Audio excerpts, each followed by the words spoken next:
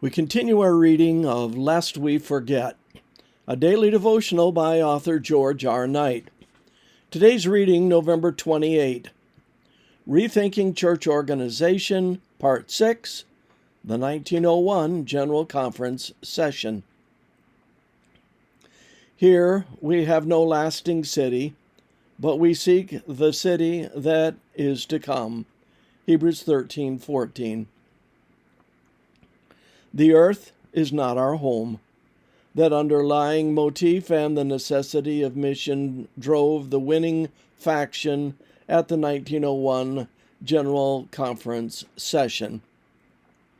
G.A. Irwin, the president, opened the meetings by recognizing the strength of Ellen White's plea for reform, but he stopped at generalities.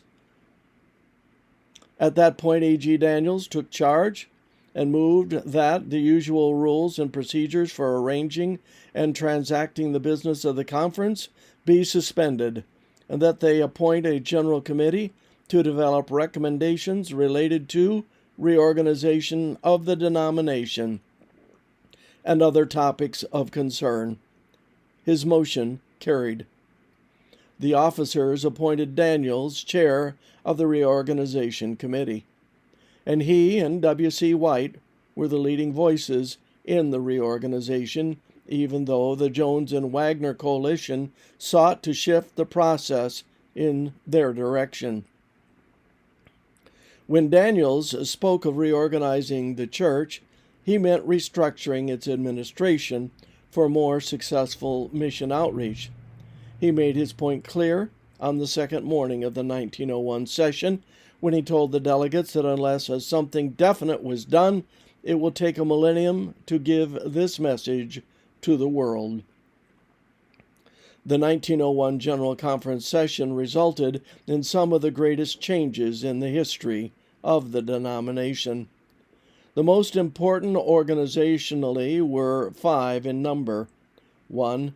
The creation of union conferences and union missions that had supervision of local conferences and missions and thereby dispersed the administrative authority of the General Conference officers.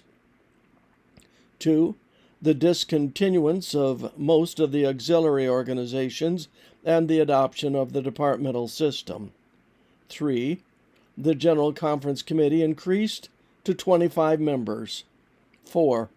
Ownership and management of most institutions shifted from the General Conference to the Union Conferences. 5. And the General Conference would have no president, only a chairperson whom the Executive Committee would remove at any time it desired.